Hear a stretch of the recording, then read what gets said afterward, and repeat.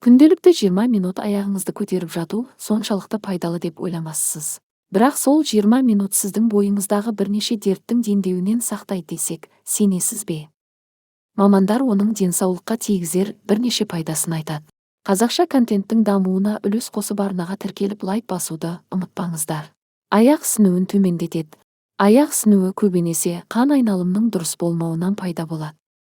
Кейде бүйрек, жүрек пен артық салмақтың салдарынан да ісініп кетуі мүмкін. Сол себептен ең алдымен аяқтың ісінуінің себебін анықтап алған жөн. Кейін оның еміне аяқты көтеріп жату жаттығуын да қосу керек. Аяқтың ауырғанын басады. Күні бойы тік тұрып жұмыс істейтін жандардың түнде аяқтары ауырады. Олар да осы әдісті қолданып көрсе, тартылыс күші аяғындағы ауруды қалай басқанын байқамай қалады. 20 минуттық жаттығу аяқты жеңіл қалыпқа түсіреді. Ас қорытуды дұрыстайды. Егер аяқ бастан жоғары тұрса, бұл сұйықтықтың ағзада жиналып қалуымен ғана күреспей, асқазанның жұмысына да әсер етеді. Ішектердің қозғалысын реттеп, астың қорытылуын жақсартады. Іш қату мәселесі де оң шешімін табады. Ішкі ағзаңызды тазалағандықтан жүзіңіз де құлпыра түседі. Жүйке жүйесін тыныштандырады. Жаттығу тыныс алуды да қалыпқа түсіреді. Дененің осылай тұрысы барынша көп ауа жұтуға көмектеседі. Мұның нәтижесі біз бір қалыпты тыныс ала бастаймыз. Бұл жүйке жүйесіне де тыныштық сыйлап, іш, мойын бұлшық етіне түсетін күшті басады.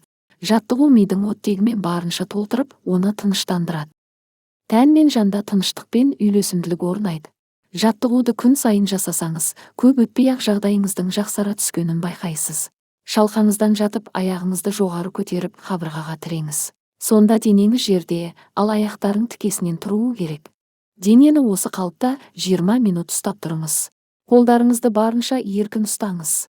Басқа ешбір қимылды қайталаудың қажеті жоқ. Бұл қалыптан шығу үшін алдымен тізеңізді көкірегіңізге қарай тартып, бүйірге қарай аунаңыз. Белді қысып тұратын резеңкелі киім кимегеніңіз абзал. Мұндай киім жаттығудың пайдасын жоққа шығарады. Өйткені жаттығудың негізгі мақсаты қанның ағзада айналуын дұрыстау. Ал резеңке қанның айналуына бөгет болады. Ескерту: егер сіздің беліңізде жарақат болса, бұл жаттығуды жасамағаныңыз дұрыс. Мұндай кезде өзіңізге ыңғайлы болу үшін беліңізге жастық қойып жасау ұсынылады.